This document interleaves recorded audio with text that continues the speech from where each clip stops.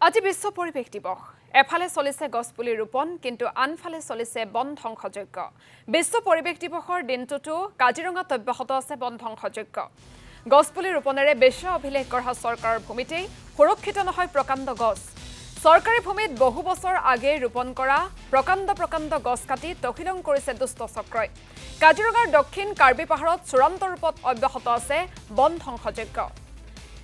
এই সন্দৰ্ভত আমাক সবিশেষ জনাব মনোজ প্ৰতিমে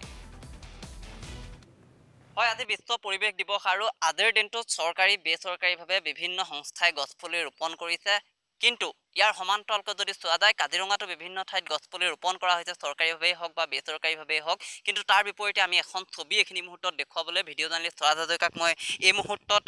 অনুৰোধ জনাইছোঁ আচলতে এয়া পৰিৱেশ দিৱসৰ দিনটোৰ ছবি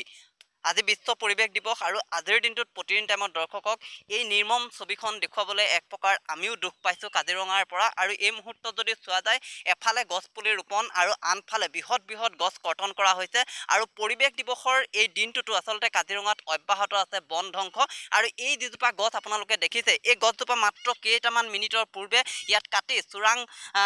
যে কাঠ মাফিয়া সেই কাঠ মাফিয়াই এই গছজোপা কাটি থৈ গৈছে আৰু কিছু সময়ৰ পিছতে সম্ভৱতঃ আমি ইয়ালৈ আহাৰ তেওঁলোকে খবৰ পাই ইয়াৰ পৰা আঁতৰি গৈছে তাৰ পাছতে তেওঁলোক আহিব আৰু এই যিসমূহ কুণ্ডা আছে এই কুণ্ডাসমূহ তেওঁলোকে ফালি এক প্ৰকাৰ বিক্ৰীৰ বাবে প্ৰেৰণ কৰিব আচলতে যদি চোৱা যায় গছপুলি ৰোপণেৰে বিশ্ব অভিলেখ গঢ়াৰ কথা কোৱা চৰকাৰৰ নিজৰ ভূমিতে সুৰক্ষিত নহয় প্ৰকাণ্ড গছ বিজেপি চৰকাৰৰ যি অমিত বৃক্ষ আন্দোলন এই আন্দোলনৰ বিপৰীতে যদি চোৱা যায় কাজিৰঙাত এখন সম্পূৰ্ণ ওলোটা ছবি দেখা পোৱা গৈছে খুদ চৰকাৰী ভূমিত বহু বছৰ আগে ৰোপণ কৰা এই যিসমূহ প্ৰকাণ্ড গছ এফালৰ পৰা কাটি শেষ কৰিছে দুষ্ট চক্ৰই আৰু ওখ গছেৰে ভৰা এই সুন্দৰ বাগিচা সদৃশ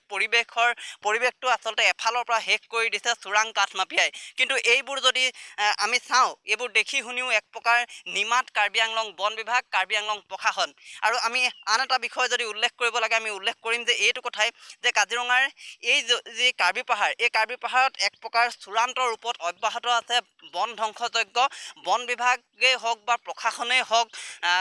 তেওঁলোকক আচলতে বুঢ়া আঙুলি দেখুৱাই সেউজ ভূমিত বহু বছৰৰ পূৰ্বে ৰোপণ কৰা প্ৰকাণ্ড গছসমূহ এতিয়া দুষ্ট চক্ৰই এফালৰ পৰা কাটি ধ্বংস কৰা পৰিলক্ষিত হৈছে আৰু আমি যদি চাওঁ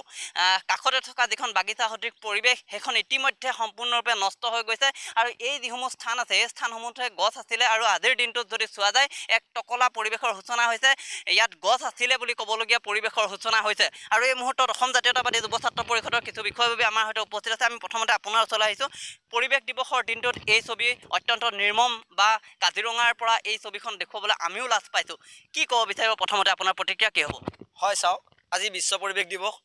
আজিৰ দিনটোত এই যিখন আমি ছবি দেখাইছোঁ অতি দুখৰ মৰ্মান্তিক ছবি যে আজি বিশ্ব পৰিৱেশৰ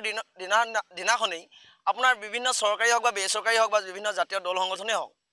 আমি গছ ৰোপণ কৰোঁ কিন্তু তাৰ আজি ওলোটাখন ছবি আমি দেখুৱাবলৈ পাই কাজিৰঙাৰ পৰা সঁচাকৈ বহুত দুখিত লজ্জিত বোধ কৰিছোঁ এইটো কাৰণেই কৰিছোঁ যে যেতিয়া আপোনাৰ বিজেপি চৰকাৰে আপোনাৰ অভিলেখ গঢ়াৰ বৃক্ষৰোপণৰ অভিলেখ গঢ়াৰ কথা কয় কিন্তু সেই চৰকাৰখনৰ চৰকাৰী মাটিতেই চৰকাৰে ৰুই থোৱা গছ গছনি কিন্তু আজিৰ তাৰিখত চৰকাৰৰ বিভাগীয় কৰ্তৃপক্ষই কিন্তু সংৰক্ষণ কৰিব পৰা নাই অতি লজ্জাজনক বিষয় যে এইটো কাৰণে কৈছোঁ যে য'ত আপোনাৰ কাজিৰঙা ৰাষ্ট্ৰীয় উদ্যানৰ দক্ষিণ দিশে থকা যিটো আমাৰ কাৰ্বি আংলং পাহাৰ ইয়াত আপোনাৰ বাগিচা সদৃশ এখন গছেৰে ভৰপূৰ এখন বাগান হৈ আছিল কিন্তু আজি তাৰিখত আপুনি যদি চাই সম্পূৰ্ণভাৱে অকল ইয়াত গছৰ মুহা আৰু গছৰ কুণ্ডা পৰি থকা দেখা পোৱা যায় অতি মৰ্মাহত হৈছোঁ অতি আমি ৰহস্য পাইছোঁ ইয়াত যে কাৰ্বি আংলং মনোজ প্ৰতিম আপোনাক এই মুহূৰ্তত ধন্যবাদ জ্ঞাপন কৰিছোঁ